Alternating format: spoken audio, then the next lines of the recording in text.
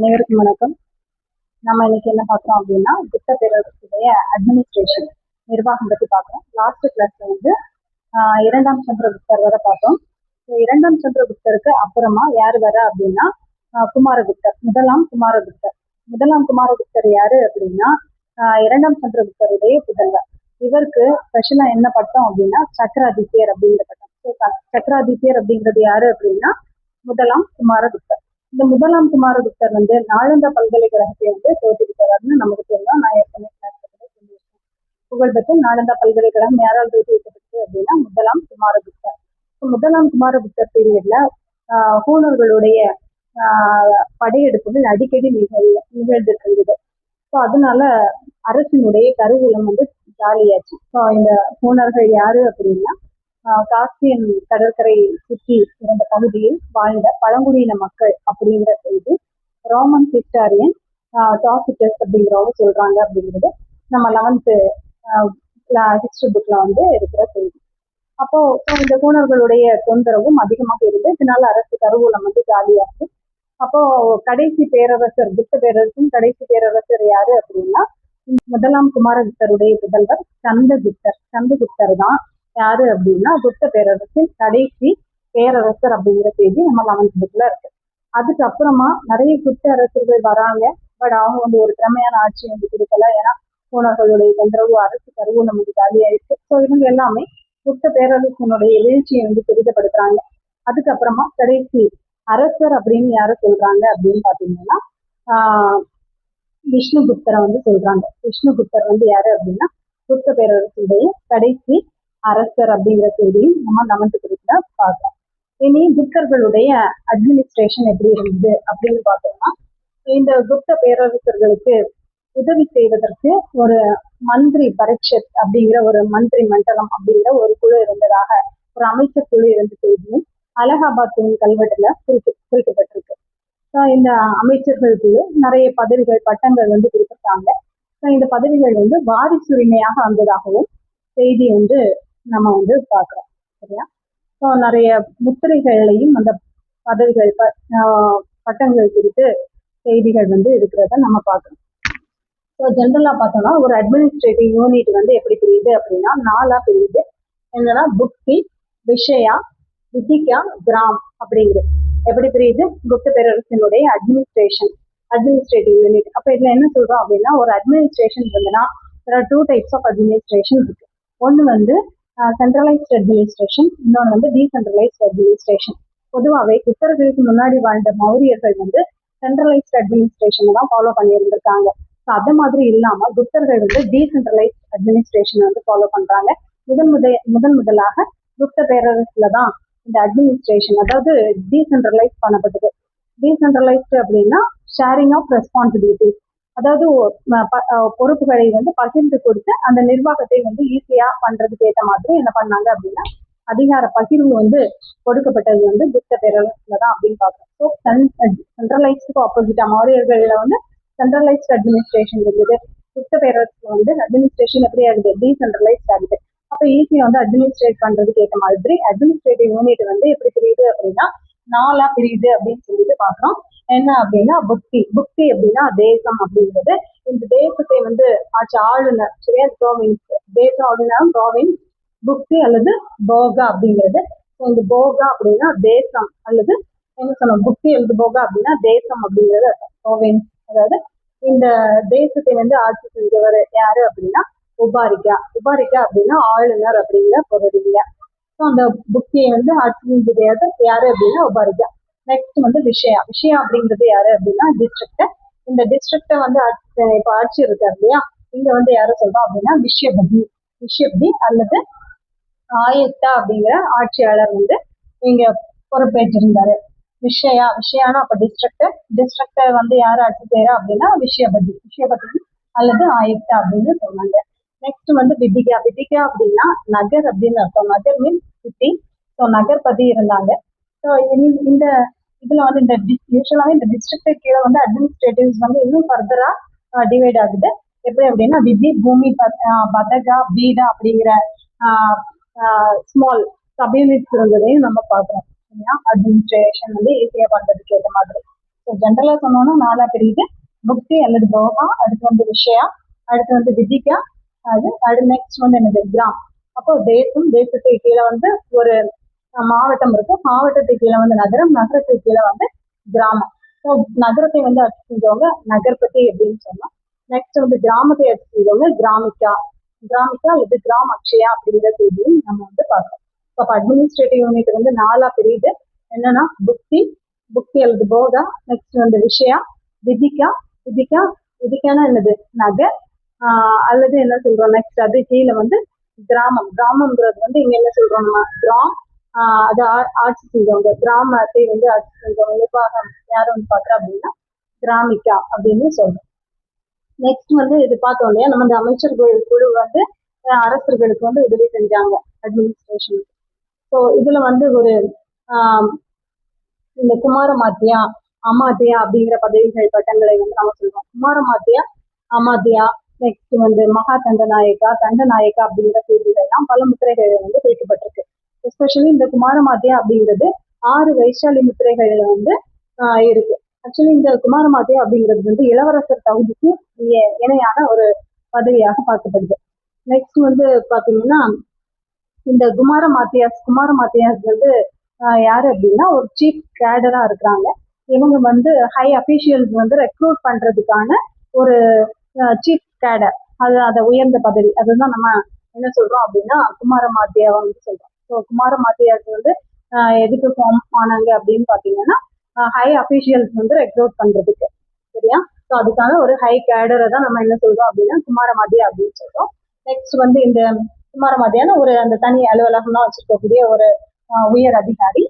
இவங்களுக்கும் நிறைய கூடுதல் பொறுப்புகளும் கொடுத்ததை நம்ம பார்க்கிறோம். நெக்ஸ்ட் வந்து அமாத்தியா அப்படிங்கிறதும் நிறைய பல முத்திரைகள்ல குறிப்பு இருக்கு அப்படிங்கிற செய்தி வந்து 11th புக்ல இருக்கு. அமாத்தியாக்களில் மிக முக்கியமான உயர் பதவி வந்து குமாரமாத்தியா. இந்த ஹரிசேனர் இருக்கார் இல்லையா, ஹரிசேனர் வந்து நம்ம தெரியும் அலகாபாத் தூண் கல்வெட்டு, அதுல வந்து முக்கியமான நபர் அவர் தான் ஹரிசேனர். அவரு தான் இது கொடுத்திருப்பாரு, சமுத்திரகுப்தருடைய யாரு அமைச்சர். ஸோ ஹரிசேனர் அவர் வந்து என்னென்ன பதவி உயர்த்ததா இருக்கு அப்படின்னு பாத்தீங்கன்னா குமாரமாத்தியா, சந்தி விக்ரஹிகா, நெக்ஸ்ட் மகாதண்டநாயக்கா. குமாரமாத்தியா, சந்தி விக்ரஹிகா, நெக்ஸ்ட் என்னது மகாதண்டநாயக்கா. இந்த பதவிகள்லாம் 3 பதவியையும் யாரு வகிச்சிருக்காங்க, இந்த ஹரிசேனர் வந்து வகித்ததாக இருக்கு. நெக்ஸ்ட் வந்து இந்த சொன்னோம் இல்லையா, நம்ம வாரிசுரிமை அடிப்படையிலும் இந்த பதவிகள் வந்து வழங்கப்பட்டது அப்படிங்கிறதுக்கு இது ஒரு எக்ஸாம்பிள். ஏன்னா இவர் யாரு அப்படின்னா இந்த துருவபதியோடைய புதல்வர், துருவபதி முக்கியமான பொறுப்புல இருந்தவர். ஸோ அவருடைய புதல்வர் தான் ஹரிசேனர், சரிங்களா? ஸோ அப்போ இந்த பதவிகளும் வாரிசுரிமையாக அளிக்கப்பட்டதற்கான ஒரு சான்றாக நம்ம பார்க்கலாம். நெக்ஸ்ட் வந்து இந்த அலகாபாத் தூண் கல்வெட்டும் 3 மகா தண்டநாயக பதவிகளை பற்றி சொல்லுது. அதுக்கப்புறமா மகா அஸ்வபதி அப்படிங்கிறது வந்து குதிரைப்படையுடைய தலைவரை வந்து சொல்றோம். நெக்ஸ்ட் வந்து மகா சந்தி விக்ரஹிகா அப்படிங்கிறது ஒரு உயர்நிலை அமைச்சர், அதாவது என்னன்னு பாத்தீங்கன்னா ministry of war and peace, அமைதி மற்றும் போர், அதாவது ஒரு நாட்டுல வந்து போர் வருது அல்லது போர் தொடுக்கிறதா இருக்கட்டும் அல்லது உடன்படிக்கை காணுதலாக இருக்கட்டும், ஸோ அதற்கு முக்கிய பொறுப்பான ஒரு அமைச்சர் யாரு அப்படின்னா இந்த மகா சந்தி விக்ரஹிகா நம்ம சொல்லலாம். நெக்ஸ்ட் வந்து தண்டநாயகா அப்படின்னா யாரு சொல்றோம் நம்ம ministry of justice and army administration, ராணுவம்லாம் இருக்கு இல்லையா, ராணுவம் அதுக்கப்புறமா நீதித்துறை இதெல்லாம் பார்க்கறது, அந்த அந்த அமைச்சரை வந்து என்ன சொன்னாங்க அப்படின்னா தண்டநாயகா அப்படின்னு சொன்னாங்க. ஸோ இந்த பேஜ் நம்ம பார்க்கலாம். நெக்ஸ்ட் வந்து இந்த மகாதாரா அப்படிங்கிற ஒரு தலைமை பதவி, அந்த அவங்களுக்கு வந்து அஷ்டகுல அதிகாரணா அப்படிங்கிற 8 உறுப்பினர்களை கொண்ட ஒரு மகாதாரா அப்படிங்கிற ஒரு தலைமை பதவி பற்றி எதுல குறிப்பிட்டிருக்கு அப்படின்னா புத்தகுப்தருடைய தாமோதர் பொற்செப்பேடுல செய்தி வந்து இருக்கிறத பாக்குறோம். இதுல மகாதாரா தலைமையிலான ஒரு அஷ்டகுல அதிகாரணா 8 உறுப்பினர்களை கொண்ட மகாதாரா அப்படிங்கிற ஒரு தலைமை பதவியும் யாருக்கு உதவுறதுக்கு இருந்திருக்கும், அரசர்களுக்கு உதவுறதுக்கு இருந்ததாக புத்தகுப்தருடைய தாமோதர் பொற்செப்பேடு வந்து சொல்லுது. அது மாதிரி பாத்தீங்கன்னா சந்திரகுப்தா 2ஆம் சந்திரகுப்தருடைய காஞ்சி இன்ஸ்கிரிப்ஷன்லயும் பஞ்சமண்டலி அப்படிங்கிற ஒரு குழும நிறுவனம் இருந்திருக்கலாம், பஞ்சமண்டலி அப்படிங்கிற ஒரு குறிப்பிட்டு அது ஒரு குழும நிறுவனமாக இருந்திருக்கலாம் அப்படிங்கிற செய்தியும் நம்ம வந்து பார்க்கிறோம், சரியா? ஓகே, நெக்ஸ்ட் வந்து அப்போ சந்தி விக்ரஹியா அப்படிங்கிறது என்ன அப்படின்னு பார்த்தீங்கன்னா ministry of peace and war நம்ம ஏற்கனவே பார்த்தோம். ஸோ இந்த பதவி வந்து முதல்ல சந்திரகுப்தருடைய பீரியட்ல தான் இந்த பதவி வந்து வழங்கப்பட்டது. இது சந்திர விக்ரஹியா அப்படிங்கிற பதவி முதலில் சமுத்திரகுப்தருடைய ஆட்சியில தான் வழங்கப்பட்டது அப்படின்னு பார்த்தோம். வேற இதர பதவிகள் என்ன பதவிகள்லாம் வேற இதர பதவிகள் பார்க்கறோம் அப்படின்னா மகா பிரதிகாரா அப்படின்னா அரண்மனை தலைமை காவலர் அப்படின்னு அர்த்தம். ஸோ மகா பிரதிகாரனா யாரு? அரண்மனை தலைமை காவலர்.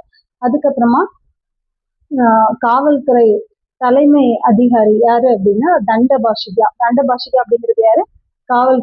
காவல்துறையினுடைய தலைமை அதிகாரி வந்து தண்டபாஷிகா அப்படின்னு சொல்றோம். நெக்ஸ்ட் வந்து வினயஸ்திதி ஸ்தாபக் அப்படிங்கிறது என்னன்னா மத விவகாரங்களுக்கான தலைமை அதிகாரியாக பார்க்கலாம். சரியா? அப்போ ஃபர்ஸ்ட் சந்தி விக்ரஹியா அப்படிங்கிறது நான் ஏற்கனவே சொன்ன மாதிரி ministry of peace and war அப்படிங்கிற செய்தியை பார்த்தோம். ஸோ அந்த பதவி வந்து முதல்ல சமுத்திரகுப்தருடைய ஆட்சியில தான் வழங்கப்பட்டது அப்படிங்கிறது. இதர பதவிகள் அப்படின்னு சொல்லி பாக்குறப்ப மகா பிரதிகாரா அப்படின்னா யாரு? அரண்மனையின் தலைமை காவலர் அப்படிங்கிற ஒரு பதவி இருந்திருக்கு. அதுக்கப்புறமா தண்டபாஷிகா அப்படிங்கிறது யாருன்னா காவல்துறையின் தலைமை அதிகாரி. அதுக்கப்புறமா வினயஸ்திதி ஸ்தாபக் அப்படின்னா மத விவகாரங்களுக்கான தலைமை அதிகாரி அப்படின்னு சொல்லி பாக்குறோம். அதுக்கப்புறமா மகாஸ்வபதி அப்படிங்கிறது குதிரைப்படை தலைவர். அப்புறமா மகாபிலுபதி அப்படிங்கிறது யானைப்படையினுடைய தலைவரை வந்து பாக்குறோம். மகாபிலுபதி அப்படின்னா யாரு? யானைப்படையினுடைய தலைவர். அதுக்கப்புறமா முதலில் சிவில் மற்றும் குற்றவியல் சட்டங்கள் வந்து தெளிவாக வரையறுக்கப்பட்டதும் புத்தர்களுடைய ஆட்சி காலத்துல தான் பாக்குறோம். சரியா? முதலில் சிவில் மற்றும் குற்றவியல் சட்டங்கள் வந்து தெளிவாக வரையறுக்கப்பட்டது யாருடைய பீரியட்ல அப்படின்னா அதுவும் புத்தர்களுடைய காலத்துலதான் அப்படின்னு சொல்லிட்டு பாக்குறோம்.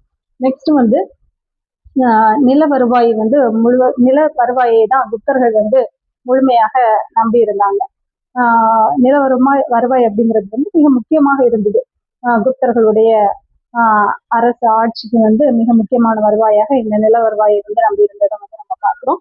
ஸோ அதன் மூலமாக தான் படையெடுப்புகளுக்கு எல்லாம் நிறைய செலவாகும் இல்லையா, அதெல்லாம் அதுல இருந்து அவங்க வந்து செலவு பண்ணாங்க.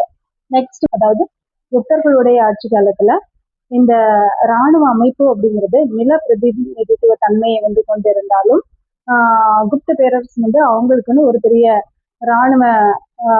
இராணுவத்தை வந்து வச்சிருந்தாங்க. குப்தர்கள் வந்து அவங்க பேரரசு சார்பாக அவர்களுக்குன்னு சொல்லிட்டு ஒரு சிறந்த இராணுவத்தை வந்து வச்சிருந்தாங்க. ஸோ எப்பவுமே இந்த இராணுவம் வந்து பொதுவாகவே அந்த கிராமத்தை கடந்து போறப்ப அந்த இராணுவத்திற்கும் அந்த இராணுவ அதிகாரிகளுக்கும் யாரு ஃபுட்லாம் கொடுக்கணும்? கிராம மக்கள் வந்து கொடுக்கணும். ஸோ அதை வந்து என்ன சொன்னாங்க? சேனா பக்தா அப்படிங்கிற வரி அப்படின்னு சொன்னாங்க. நெக்ஸ்ட் வந்து இந்த இராணுவ அதிகாரிகள் வந்து இந்த கிராம மக்களுக்கும் கிராம அதிகாரிகளுக்கும் என்ன பண்ணணும் அப்படின்னா சேவை பண்ணணும். அதாவது கட்டாயமாக உழைக்கணும் அப்படிங்கிற ஒரு விதி இருந்தது. ஸோ அதை என்ன சொன்னாங்க அப்படின்னா இரணிய வஷ்டி அல்லது விஷ்டி அப்படின்னு சொன்னாங்க. கட்டாய உழைப்பு அப்படிங்கிறது. ஸோ யாருக்கு? இராணுவத்திற்கும் அந்த இராணுவ அதிகாரிகளுக்கும் கிராம மக்கள் வந்து என்ன பண்ணணும்? கட்டாயமாக சேவை செய்ய வேண்டிய ஒரு நிலை இருந்தது, ஒரு விதி. ஸோ அதை என்ன சொல்றாங்க அப்படின்னா இரணிய வஷ்டி அல்லது விஷ்டி அப்படின்னு சொல்றாங்க. நெக்ஸ்ட் வந்து நில மானியங்கள் வந்து பாத்தீங்கன்னா அக்ரஹார தேவகிரஹாரா மானியங்கள் இருந்தது. அக்ரஹாரா மானியம் அப்படிங்கிறது வந்து பிராமணர்களுக்கு வந்து பரம்பரையாக வந்து வழங்கப்படுவது. நெக்ஸ்ட் வந்து தேவகிரஹாரா அப்படிங்கிறது வந்து ஒரு வகையான அது மாதிரியான நில மானியம் தான். இது வந்து கோவில் மராமத்து, அதுக்கப்புறமா வழிபாடுக்கு, அதுக்கப்புறமா அதோட பிராமணர்கள், அப்புறமா வணிகர்கள் குழுவுக்கு வந்து வழங்கப்படுவது. ஸோ அவங்களுக்குள்ளதான் கோவில் சம்பந்தமாக நிலங்கள் வந்து வழங்கப்படுறது என்ன சொல்றோம் அப்படின்னா தேவகிரஹாரா மானியம் அப்படின்னு சொல்லி. அதுக்கப்புறமா ஒரு சமய சார்பற்ற மானியங்களும் இருந்தது. சமய சார்பற்ற நில மானியம் அப்படின்னு சொல்லிட்டு புத்தர்களுக்கு இருந்த பிரபுகளுக்கு வழங்கப்படுவது. புத்தர்களுக்கு கீழே உள்ள நிலப்பிரபுக்களுக்கு வழங்கப்படுவது. அது வந்து என்னன்னு பாத்தீங்கன்னா சமய சார்பற்ற. சரியா? நெக்ஸ்ட் வந்து தொடர்ந்து புத்தர்கள் காலத்துல நிலங்கள் வந்து 5 பிரிவாக இருந்ததை வந்து பார்க்கிறோம். எப்படி எல்லாம் அப்படின்னா கஷேத்திர பூமி அப்படின்னா விவசாய நிலத்தை வந்து நம்ம சொல்லலாம். அதுக்கப்புறமா கிலா அப்படின்னா தரிசு நிலம். அப்புறமா வஸ்து பூமி வந்து குடியிருக்க தகுந்த நிலம். சரக பூமி அப்படின்னா மேய்ச்சல் நிலம். அப்ரஹாத் அப்படிங்கிறது காட்டு நிலம். ஸோ இப்படி 5 வகையாக நிலங்கள் வந்து பிரிக்கப்பட்டிருந்தது. கஷேத்ரா அப்படின்னா கஷேத்திர பூமி விவசாய நிலம், கிலா தரிசு நிலம், வஸ்து பூமி வந்து குடியிருக்க தகுந்த நிலம், சாரகா அப்படின்னா மேய்ச்சல் நிலம், அப்ரகாத் அப்படிங்கிறது காட்டு நிலம். இது வந்து முன்னாடி கொஸ்டின்ல கேட்டிருக்காங்க டிஎன்பிஎஸ்சில. ஓகே. நெக்ஸ்ட் வந்து புத்தர்கள் காலத்துல வந்து சமூகம் வந்து எப்படி இருந்தது அப்படின்னா தீண்டாமை வந்து ரொம்ப அதிகமாக இருந்தது. 3ஆம் நூற்றாண்டுல வந்து ரொம்ப தீவிரமடைந்த நிலையில தான் தீண்டாமை இருந்தது அப்படிங்கிறத பார்க்கிறோம். நெக்ஸ்ட் வந்து பெண்களின் நிலையும் ரொம்ப மிகவும் மோசமாக இருந்தது. பலதார மனம் வந்து சாதாரணமாக இருந்தது. உடன்கட்டை ஏறும் பழக்கம் வந்து இருந்தது. அதுக்கு வந்து ஏரான் தூண் கல்வெட்டு, பானுகுப்தருடைய ஏரான் தூண் கல்வெட்டு வந்து பாத்தீங்கன்னா இந்த உடன்கட்டை ஏறுதல் பற்றிய செய்தியை வந்து கொடுக்குது. அதுக்கப்புறமா சொத்துரிமை வந்து பாத்தீங்கன்னா மறுக்கப்பட்டது. நகைகள் ஆடைகள் வந்து ஸ்ரீதனம் அப்படின்னு சொன்னாங்க. அது மட்டும்தான் பெண்களுக்கு வந்து கொடுத்தாங்க. சொத்துரிமை வந்து மறுக்கப்பட்டது. அதுக்கப்புறமா வைணவ மதம் வந்து செழித்தோங்கியது. வைணவ மதத்துல வந்து பாத்தீங்கன்னா வைணவ மதம் வந்து நல்ல சிறப்புற்று வளர ஆரம்பிச்சது. லக்ஷ்மி விஷ்ணு சிவன் பார்வதி அப்படிங்கிற பெண் தெய்வங்கள் வந்து ஆண் தெய்வங்களோட இணைத்து வழிபட ஆரம்பிச்சாங்க. அதாவது லக்ஷ்மியோட விஷ்ணுவும் சிவனோட பார்வதியும் இணைத்து வழிபட ஆரம்பிச்சாங்க. பொதுவாக இந்து மதத்துல வந்து உருவ வழிபாடு வந்து தொடங்கிய ஒரு காலமாக நம்ம வந்து புத்தர் காலத்தை வந்து சொல்லலாம். அதுக்கப்புறமா வரிகள்ல வந்து சொன்னோம்னா பாகா அப்படிங்கிற ஒரு வரி. பாகா அப்படின்னா என்னன்னா விளைச்சல்ல வந்து 1/6 மன்னருக்கு கொடுக்கக்கூடிய ஒரு வரி தான் இந்த பாகா அப்படிங்கிறது. போகா அப்படிங்கிறது பழங்கள், பூக்கள், இந்த விறகுகள் இதெல்லாம் வழங்கக்கூடியது. அந்த கொடுக்கணும் மன்னருக்கு. ஸோ அந்த வரி தான் போகா. நெக்ஸ்ட் வந்து பள்ளி அப்படிங்கிறது வந்து முதல்ல விருப்பமாக கொடுக்கப்பட்டது. அதுக்கப்புறமா கட்டாயப்படுத்தி ஒரு கூடுதல் வரியாக, ஒடுக்குமுறை வரியாக என்ன பண்ணாங்க அப்படின்னா வசூலிச்சாங்க. அதுக்கப்புறமா கரா அப்படிங்கிறது என்னன்னா கிராமத்தினர் மீது ஒரு குறிப்பிட்ட இடைவெளியில் வழங்கப்பட்ட ஒரு விதிக்கப்பட்ட ஒரு வரி. நெக்ஸ்ட் வந்து விதியங்க. அப்போ கரா அப்படிங்கிறது கிராமத்தினர் மீது குறிப்பிட்ட இடைவெளியில் விதிக்கப்பட்ட ஒரு வரி. அப்புறமா உதயங்க அப்படிங்கிறது காவல் வரி. ஹிரண்யா அப்படிங்கிறது தங்க நாணய வரி. உபரிகாரா அப்படிங்கிறது அனைத்து குடிமக்களின் மீதும் விதிக்கப்பட்ட ஒரு கூடுதல் வரியாக பார்க்கப்படுது. நெக்ஸ்ட் வாதபூதா அப்படிங்கிறது காற்று ஆவிகளுக்கு செய்யக்கூடிய அந்த சடங்குகளுக்காக மக்கள் செலுத்தக்கூடிய வரி. அதுதான் வாதபூதா அப்படின்னு சொல்லுவோம். நெக்ஸ்ட் வந்து பாத்தீங்கன்னா ஹலிவகரா அப்படின்னா ஹலிவகரானா என்னன்னு பாத்தீங்கன்னா கலப்பை வச்சிருக்கக்கூடிய உழவர்கள் செலுத்தக்கூடிய வரி. நெக்ஸ்ட் சுல்கா அப்படிங்கிறது சுங்க நுழைவு வரியாக சொல்றாங்க. நெக்ஸ்ட் வந்து கிளிப்டா உபகிளிப்டா அப்படிங்கிறது நில பதிவின் போது ரெஜிஸ்ட்ரேஷன் டைம்ல செலுத்தக்கூடிய ஒரு விற்பனை வரி. அதான் என்னன்னு பாத்தீங்கன்னா கிளிப்டா உபகிளிப்டா அப்படிங்கிறது. நெக்ஸ்ட் வந்து புத்தர்கள் காலத்துல பாசனம் எப்படி இருந்தது அப்படின்னா பாசனத்துல எல்லாம் தண்ணீர் வடிகால் அமைப்பு அதெல்லாம் நல்லா வைக்கப்பட்டு இருந்தது. அந்த பந்தியா கரா அப்படிங்கிற அணைக்கரைகள் பற்றி நாரத ஸ்மிருதி வந்து சொல்லுது. ஸ்மிருதிகள் அப்படின்னா சமயம் சார்ந்த நூல். அந்த நாரத ஸ்மிருதியில வந்து பந்தியா அப்படிங்கிற ஒரு அணைக்கரை பற்றியும் கரா அப்படிங்கிற அணைக்கரை பற்றியும் சொல்லுது. பொதுவாக பந்தியா அப்படிங்கிறது வந்து வயல்களை வந்து வெள்ளத்தில் இருந்து பாதுகாத்த ஒரு அணைக்கரை. இதே மாதிரி கரா அப்படிங்கிறதும் நம்ம பாசனத்திற்கு உதவிய ஒரு அணைக்கரையை பற்றிய செய்தியும் நம்ம நாரத ஸ்மிருதியில வந்து பார்க்கலாம். நெக்ஸ்ட் வந்து பாத்தீங்கன்னா ஜல நிர்கமா அப்படிங்கிற ஒரு வடிகால் அமைப்பு பற்றி அமரசிங்கர் வந்து குறிப்பிட்டாரு. அப்புறமா குஜராத்ல வந்து கிருநார் மலைக்கு கீழ் அடிவாரத்துல வந்து சுதர்சனா ஏரி வந்து ரொம்ப புகழ் பெற்றதாக இருந்தது. இதுவும் விவசாயம் செழிக்கிறதுக்கு உதவியதாக நாம வந்து பார்க்கலாம். சரியா? ஓகே, நெக்ஸ்ட் வந்து தொழில் வந்து பார்த்தோம்னா சுரங்கம் உலோகவியல். சுரங்க தொழில் உலோகவியல் வந்து ரொம்ப சிறப்பாக செழித்தோங்கி இருந்ததுன்னு சொல்லலாம். நெக்ஸ்ட் வந்து வணிகம் வந்து பாத்தீங்கன்னா ஸ்ரேஷ்டி சார்த்தவகா அப்படிங்கிற 2 வகை குழுக்கள் இருந்தது. ஸ்ரேஷ்டி அப்படிங்கிறது வந்து என்னன்னா நிலையான வணிக குழு. ஓரிடத்திலிருந்து வணிகம் வந்து பார்க்கக்கூடியவங்க. ரொம்ப மதிப்பும் மரியாதையாக இருந்தாங்க, ரொம்ப வசதியானவர்களாகவும் இருந்தாங்க. சார்த்தவகா அப்படிங்கிற வகை வந்து என்னன்னு பாத்தீங்கன்னா இந்த வணிக குழுக்கள் வந்து லாபத்திற்காக ஒரு இடத்துல இருந்து இன்னொரு இடத்திற்கு நகர்ந்து சென்று வியாபாரம் வந்து பார்த்த ஒரு வணிக குழு தான் இந்த சார்த்தவாகா அப்படிங்கிற செய்தியும் நம்ம நாரத ஸ்மிருதி நெக்ஸ்ட் வந்து பிரகஸ்பதி ஸ்மிருதியிலையும் செய்தி குறிப்புகள் வந்து காணப்படுது.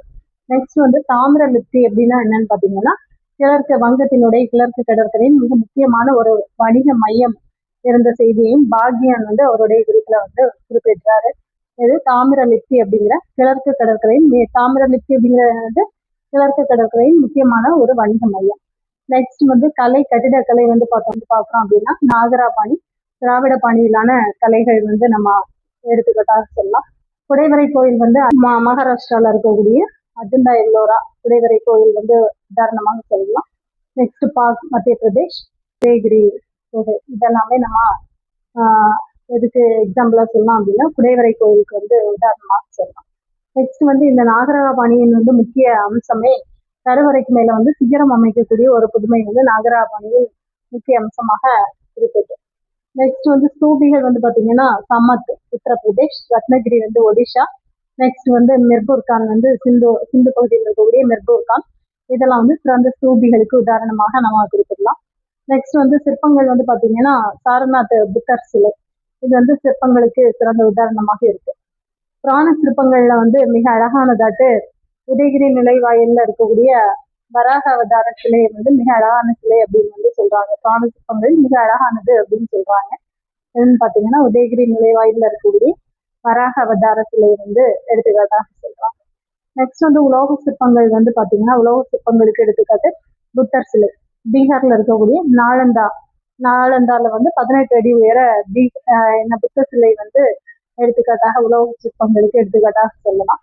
என்னன்னு பாத்தீங்கன்னா நாளந்தால, பீகாருடைய நாளந்தால இருக்கக்கூடிய 18 அடி புத்தர் சிலை உலோக சிற்பத்திற்கு எடுத்துக்காட்டு. அதே மாதிரி சுல்தான் கஞ்சில் இருக்கக்கூடிய 7.5 அடி உயர புத்தர் சிலை, அதுவும் நம்ம எடுத்துக்காட்டாக சொல்லலாம். இந்த மாதிரிதான் நம்ம என்ன பார்த்திருக்கோம் அப்படின்னா, இப்போ புத்தர் பேரரசு யாரு தோற்றுவித்தாங்க, ஒவ்வொரு ஆட்சியாளர்கள் பற்றி நம்ம வரிசையாக பார்த்தோம். அதுக்கப்புறமா ஒவ்வொரு ஆட்சியிலும் இருந்த சிறப்பான செய்திகள் என்னென்ன முக்கியமான விஷயங்கள் எல்லாம் நம்ம வரிசையாக பார்த்தோம். அதுக்கப்புறமா குப்த பேரரசினுடைய அட்மினிஸ்ட்ரேஷன் பற்றி விரிவாக பார்த்தோம். இதோட நமக்கு குப்தர் பேரரசு வந்து முடியுது. எக்ஸாம் பாயிண்ட் ஆஃப் வியூவில் மோஸ்ட் ஆஃப் த பாயிண்ட்ஸ் வந்து குறிப்பிட்டிருக்கேன். ரொம்ப நன்றி. வந்து சப்போர்ட் பண்ணுங்க.